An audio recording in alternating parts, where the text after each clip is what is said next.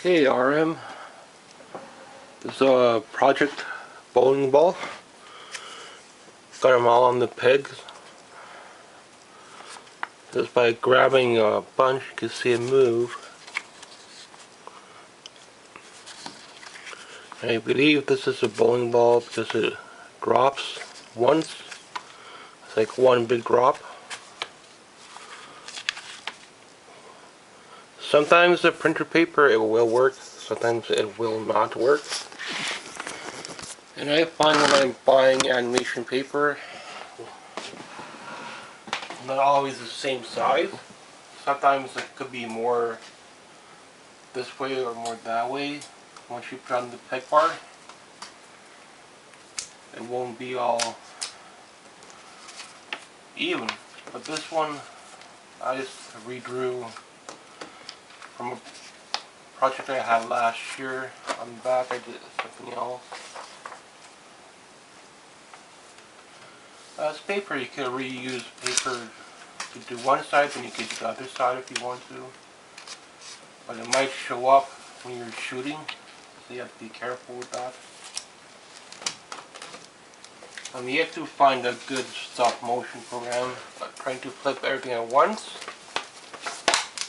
If you ignore the back. I believe this is a bowling ball. It's got like one bounce. You could print it out.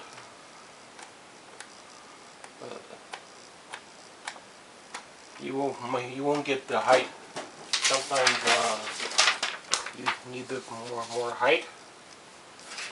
Animation paper and printer paper.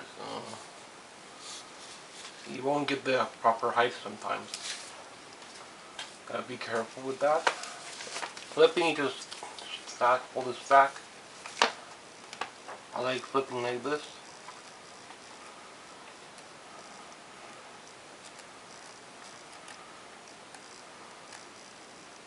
You can either trace it off from a video or print it out, but if you're printing it out on printer paper, you will miss a lot of frames sometimes. And it costs you a lot of money to print it out. Or you could do a plan. Sometimes the plan won't work properly because you have to do a lot of in-betweening. But if you're drawing a certain project, it has to be at the proper height, so you can't just do your own. I don't know. You can't just put a ball here, put a ball here, put a ball up here and down here. You have to go by what the school has. You can't just do your own thing. I just really enjoy flipping like this, like a whole stack. There's a lot of ways you could attempt to draw out a project if somebody already has started it.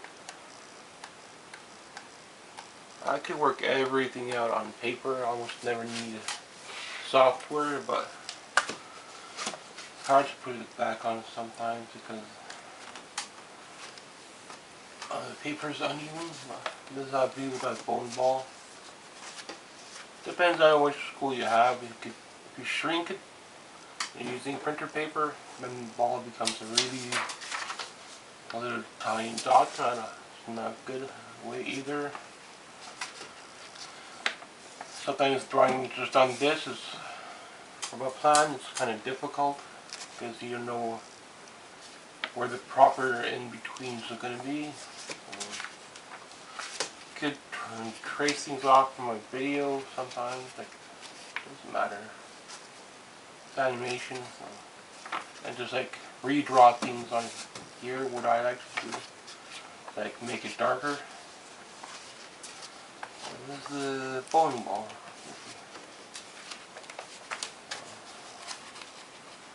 Drawing for this up. 2, 1, 2.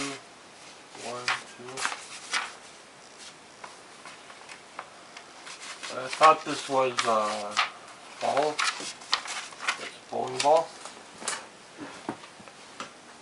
However you start your animation, keep your budget in mind and what you have to work with. Software is always good to add, but if you have a drawing disc like this, it's all you need. And you're all set, because you could also swivel that. So, whole setup costs probably about 500 bucks with shipping maybe. Disc itself could cost about 50 to 100 bucks.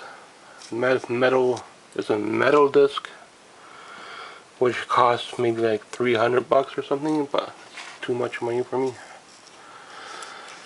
So this is a cheaper disc you could get for your own setup, which I recommend. Or you could try and make one, but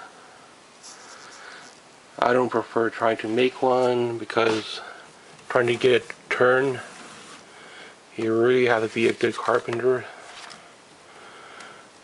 Plus, you need to stand up properly. So, thanks for watching. This is a bowling ball. My final bowling ball that I just cleaned up. It's over old paper, but that does not matter to me because I could reuse paper. So, it's kind of hard to do this when you're just drawing freehand and you don't know where the ball is going to drop or where it's going to go up. Something that's kind of hard to do animation, but do what you can. Thanks for watching my bowling ball project for September 2019 RM. And again, depends on which school you're trying to draw from, it's going to be different. So keep that in mind.